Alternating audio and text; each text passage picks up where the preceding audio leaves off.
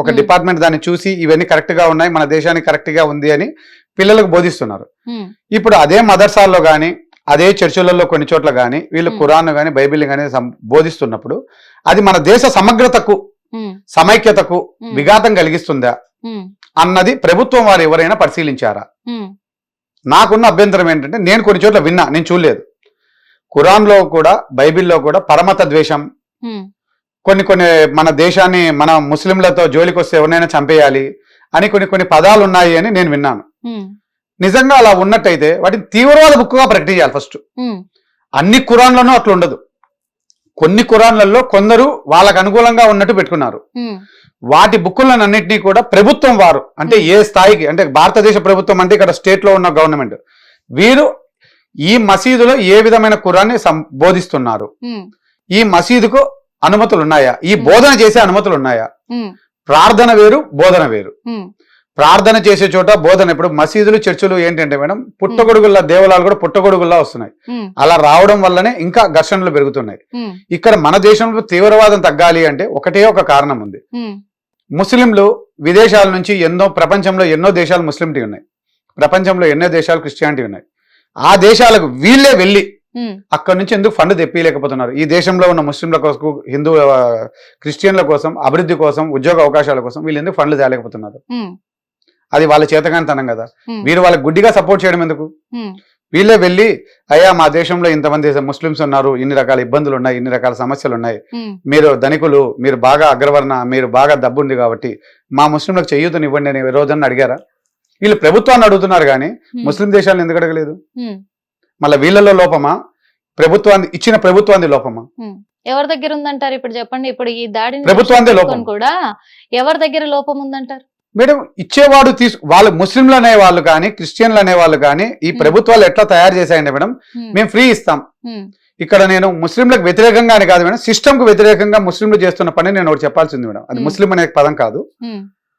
ఈ దేశంలో అసంఘికత అంటారు, అంటే అన్ఐడెంటిఫైడ్ వర్క్స్ అంటారు. ఈ మొబైల్ షాప్స్ మీరు ఎక్కడైనా సరే ఆంధ్రాలో కానీ తెలంగాణలో కానీ మొబైల్ షాప్స్ చూసారనుకోండి, ఆ మొబైల్ షాప్స్ చూసారంటే 90% ఆ వర్గం వాళ్ళే చేస్తున్నారు.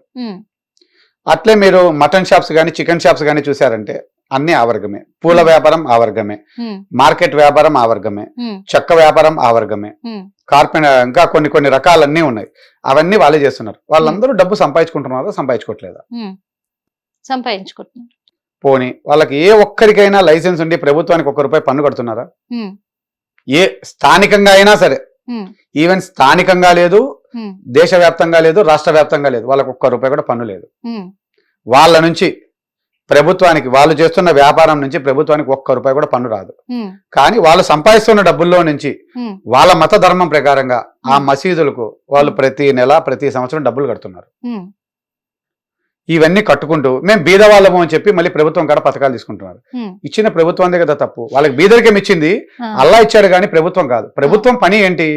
నువ్వు నేను కొట్లాడుకోకుండా ఉంటూ ప్రభుత్వం అంటే ప్రజలకు ఎక్కడైతే సమస్యలు ఉన్నాయో ఆ సమస్యలన్నింటినీ సమానంగా పంచుతూ సమాన అవకాశాలు ఇచ్చేందుకోసం ఈ ప్రభుత్వం ఉంది కానీ పథకాలు పంచేందుకు కోసం కాదు. మన ఈ ముస్లింలందరూ మాకు పథకాలు ఇవ్వండి, ఇవి ఇవ్వండి అని అడుగుతున్నారు. ఇప్పటి వరకు స్వాతంత్రం వచ్చినప్పటి నుంచి ఇప్పటి వరకు ఇచ్చిన ప్రతి ప్రభుత్వాన్ని తప్పే.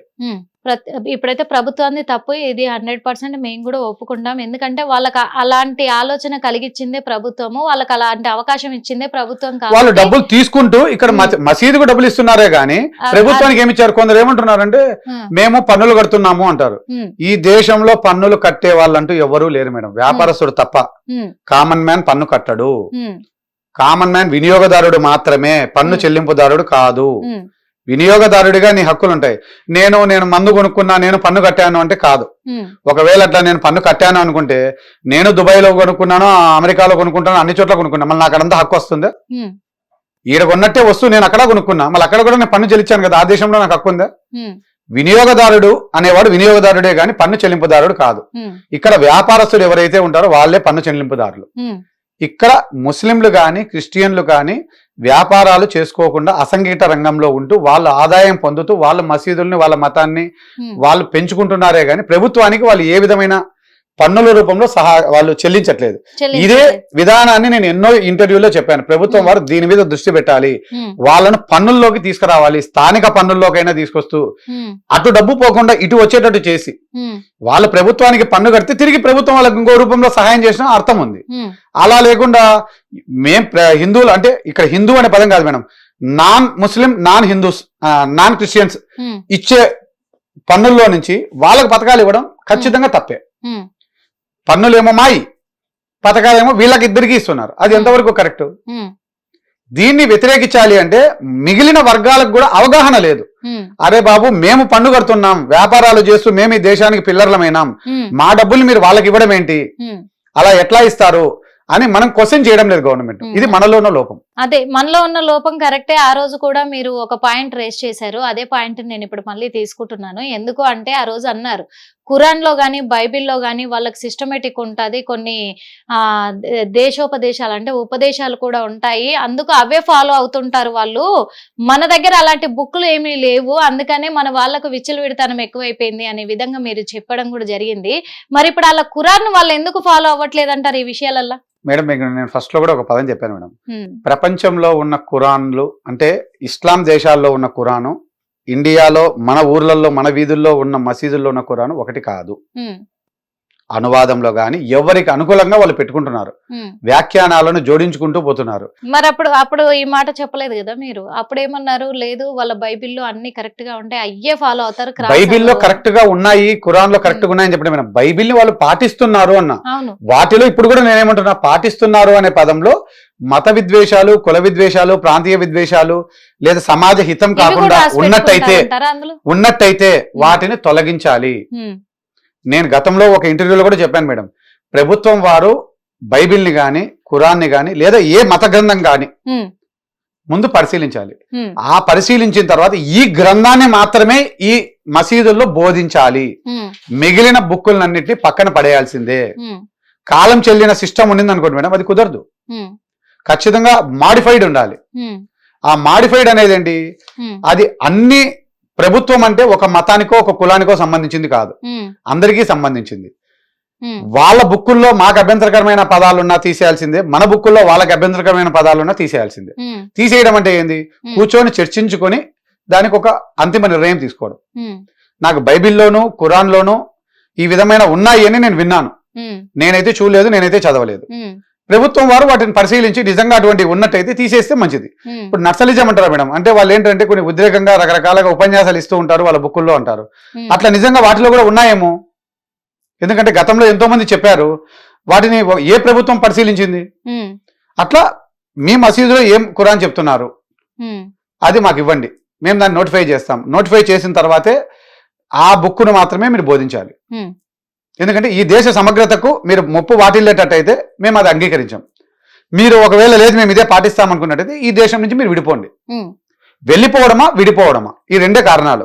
హిట్ టీవీ యాప్, ఇందులో short news, live news, entertainment shows, movies, digital magazines తో పాటు మీ జిల్లా వార్తలను కూడా ఫ్రీగా చూడొచ్చు.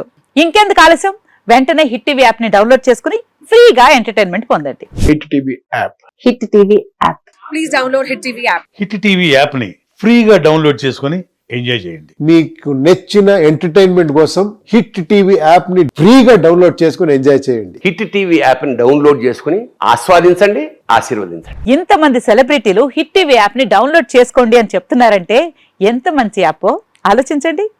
అమెరికా అమెరికా అమెరికా అమెరికాలో చదవాలనుకునే వాళ్ళకి విశ్వసనీయమైన పేరు మన శౌర్య కన్సల్టెన్సీ.